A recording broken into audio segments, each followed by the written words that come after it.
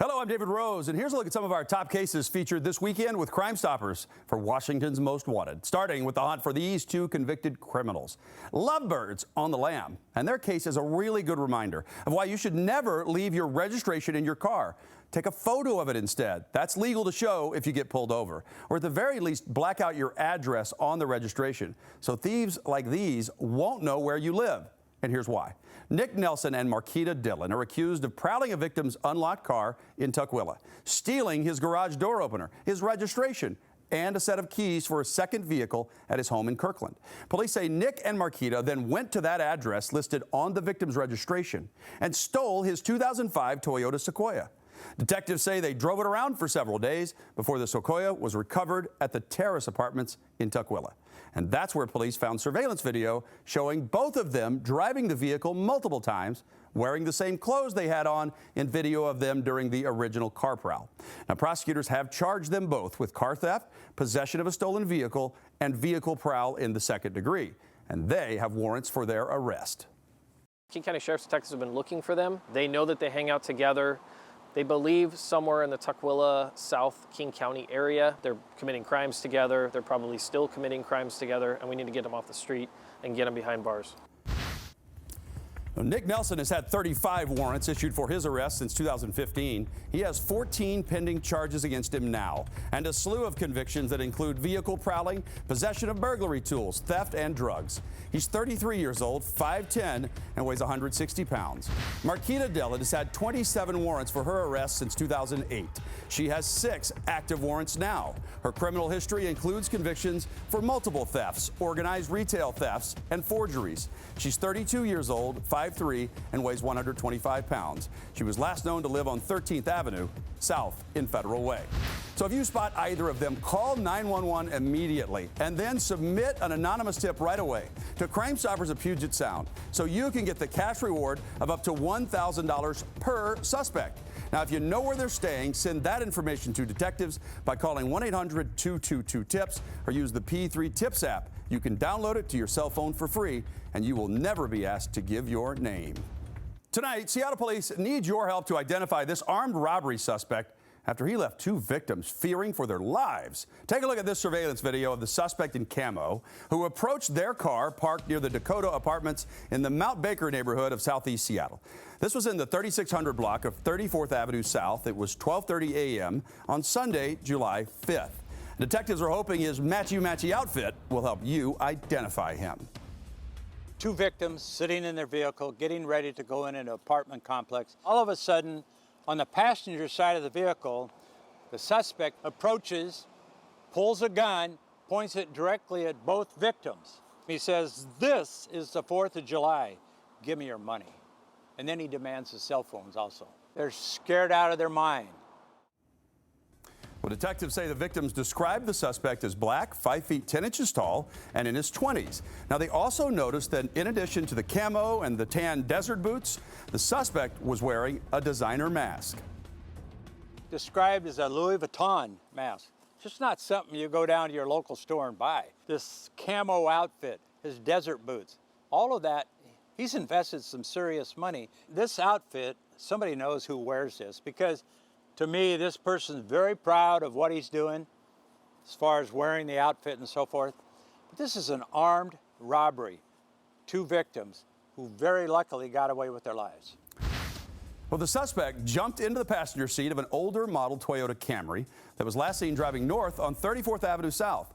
The cell phones were tracked to the intersection of Martin Luther King Jr. Way South and South Walden Street, but officers were unable to locate the phones before the batteries ran out.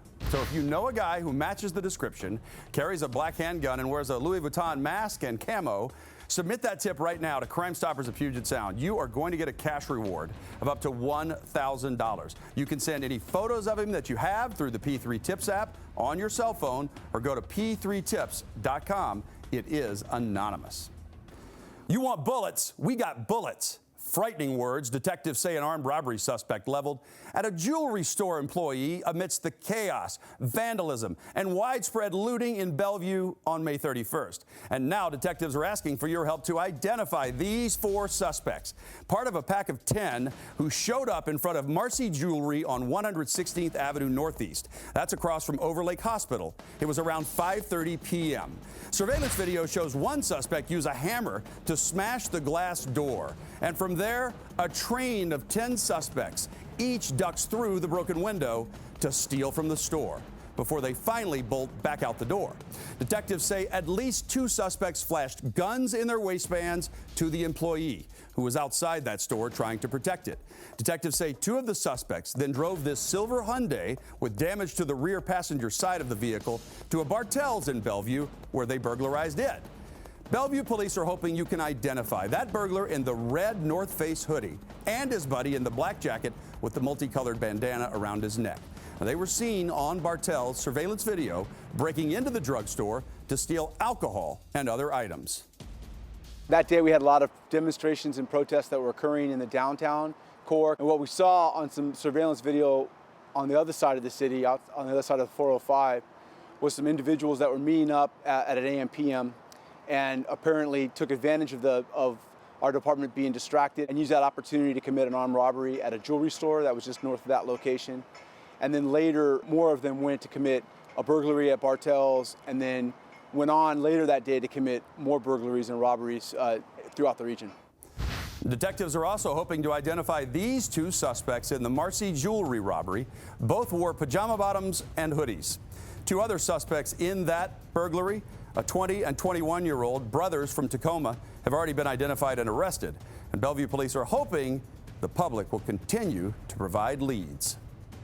We still have citizens that are sending in video from that day to us, and we encourage that. And we're hoping that by releasing these images to the public, someone will recognize these people and help us bring them to justice. So remember, it's anonymous to submit information to Crime Stoppers of Puget Sound, and you'll get a cash reward of up to $1,000 cash if your tip identifies any of these suspects or leads to their arrest. So if you recognize them, use the P3 Tips app on your cell phone to submit that tip and any photos you have, or you can call the hotline 1-800-222-TIPS.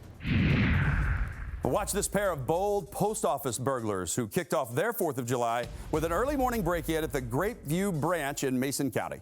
They used a pry bar to bust into the back of the post office to steal packages and other items.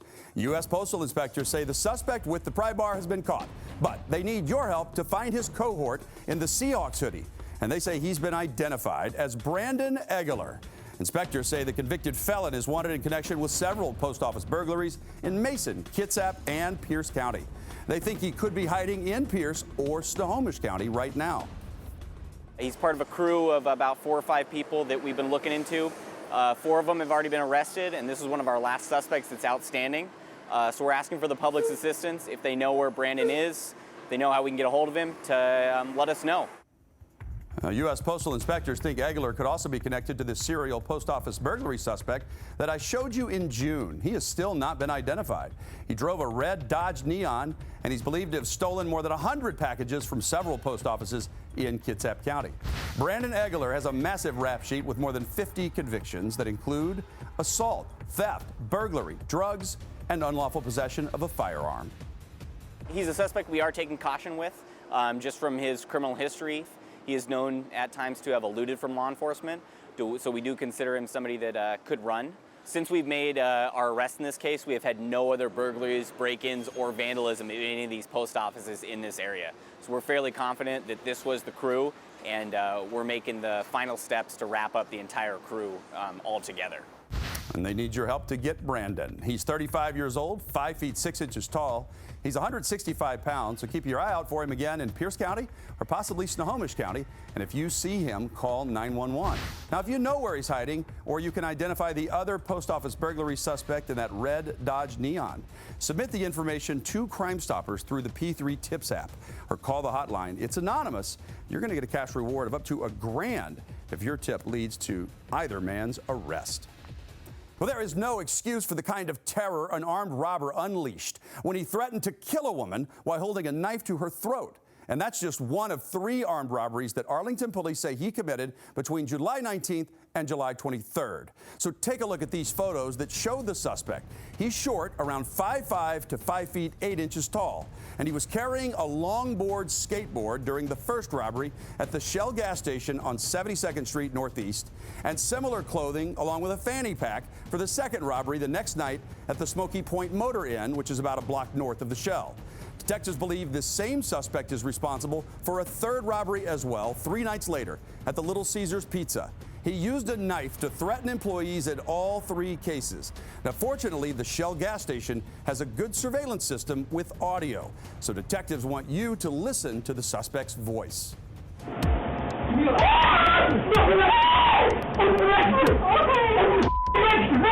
An absolutely terrifying night for this store clerk as a knife-wielding robbery suspect runs up behind her.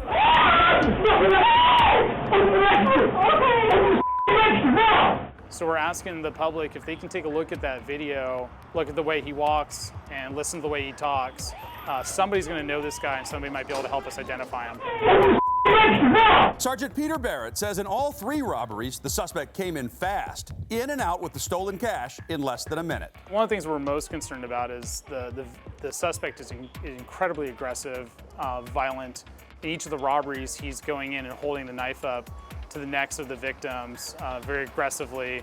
It's a fairly good-sized knife. And it doesn't seem to matter to him that the clerks are no threat. 2 of our 3 victims are in our most vulnerable stages of life. We have a teenager who's one of the clerks at the pizza store, and a lady in her late 60s, early 70s running the cash register at the Shell.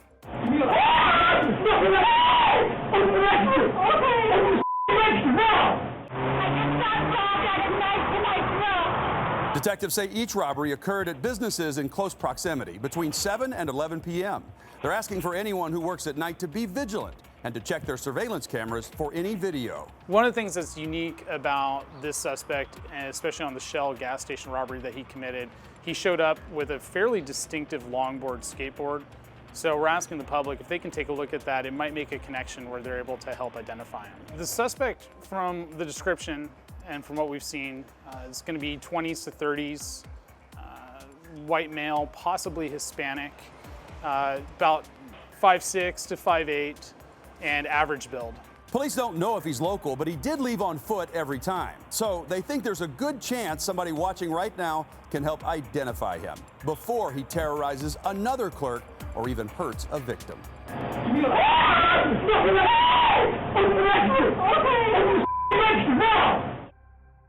If you even think you know who that voice belongs to or where Arlington police can find this suspect, please submit an anonymous tip right now to Crime Stoppers of Puget Sound.